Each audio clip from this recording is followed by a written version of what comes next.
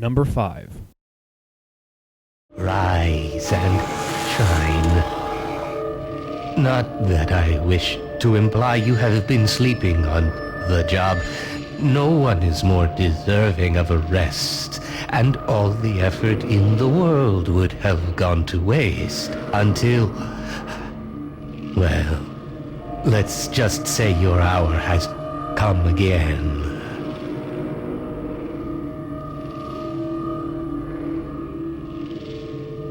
The right man in the wrong place can make all the difference in the world. So wake up, Mr. Freeman. Wake up and smell the ashes. Half-Life 2. While the first Half-Life was kind of under the radar for me because I had no computer to run it for a long time, I didn't get a look at the game until the sequel, Half-Life 2, and I was blown away. Gordon Freeman is known as a silent protagonist, unless of course you're a fan of Freeman's Mind, where that's not exactly true. But he's seen as almost a messiah-type character to all those around him. In the first game, he survives all of the Black Mesa disaster and then is taken by G-Man. Where? I never really understood. But the beginning of the second chapter shows that G-Man has a plan for Freeman, and seems to be using him. What stands out most to me about Half-Life 2? I'm sure you can guess. The gravity gun. The greatest invention in gaming history, in my opinion. Being able to take anything in sight, grab it with the gravity gun, and pummel enemies with it was the best use of a physics engine I've ever seen. And who doesn't like taking a saw blade and chopping a zombie in half? This game is all about innovation, problem solving using very unique and obscure patterns that utilize the gravity gun or something very clever. Valve has always been very good with making their games clever and brilliant, and Half-Life is their golden child. Number 4.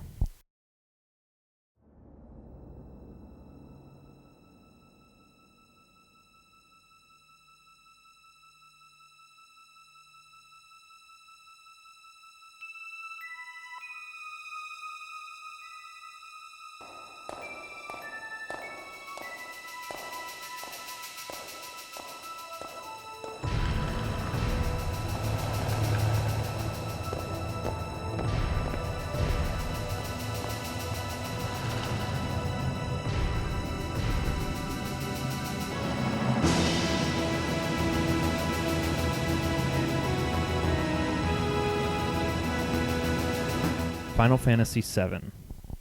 I'm sure people will not like me for keeping Final Fantasy VII out of the top 3, but this game was very strange for me because I initially hated it. The first time I played it, I had received a free copy from one of my dad's friends. I had been used to games like Siphon Filter and Cool Borders and all of those, where action was happening constantly, so I didn't understand the RPG appeal at the time. After a couple years, I played it again and realized that it was an awesome game. Cloud is seen as one of the most badass characters around, along with Sephiroth. The thing that always caught my eye was the use of the video game graphics that transition into movie graphics at the same time. The storytelling of this game is superb, and the character development is amazing. The dynamic between Cloud and Sephiroth is something that people constantly talk about, and other characters like Barrett are just plain cool. This game essentially defines what it means to be badass, and that's why it's my number 4. Number 3.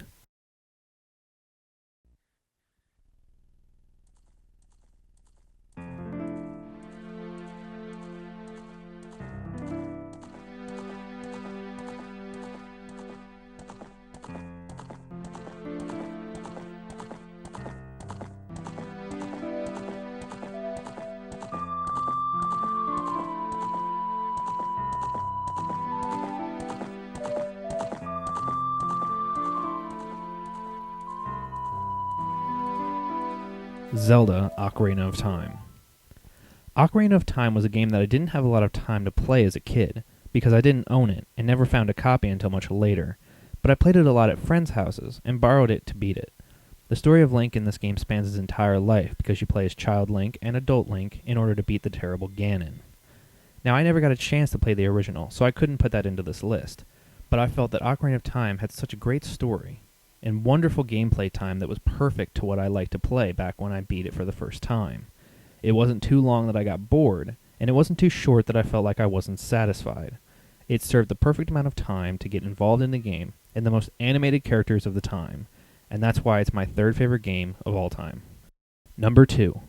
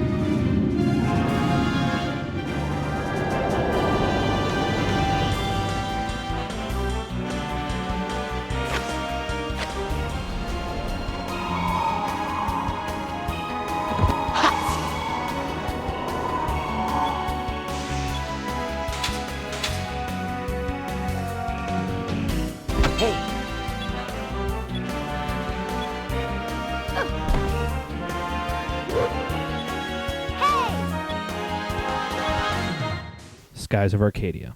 This is the reason why Final Fantasy VII wasn't in my top 3 of my list. Skies of Arcadia was the game that actually got me into RPGs. After the failed attempt to play Final Fantasy VII, I didn't play another RPG until the Dreamcast. Skies of Arcadia was a game that had such a dynamic cast of characters that I fell in love with every single one of them, and I've played the game several times over because I love the stories of each one of them, from Vice to Gilder to Fina. Every single character has a different story that they are so far away from the others that it seems like different games being put together in the perfect way. The battles are perfectly executed and even include ship battles that were something new to me, but I love them regardless. The first time watching the Moonstone cannon fire was shockingly beautiful. The story took me longer than Final Fantasy VII, at around 40 to 50 hours, and it was worth every single second of gameplay. Come on. Dance for me.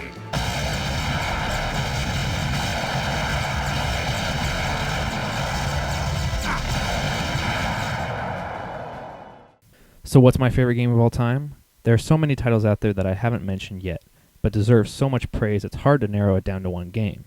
But there is one game that I think takes the cake, in my opinion. But first, let's do a recap of the past 9 games I've chosen. Number 10, Siphon Filter 2. Number 9, Shenmue. Number 8, Halo. Number 7, Super Mario Bros. And Sonic the Hedgehog. Number 6, Elder Scrolls 4 Oblivion. Number 5, Half-Life 2. Number 4, Final Fantasy VII. Number 3, Legend of Zelda Ocarina of Time. Number 2, Skies of Arcadia. And my number 1 favorite game of all time goes to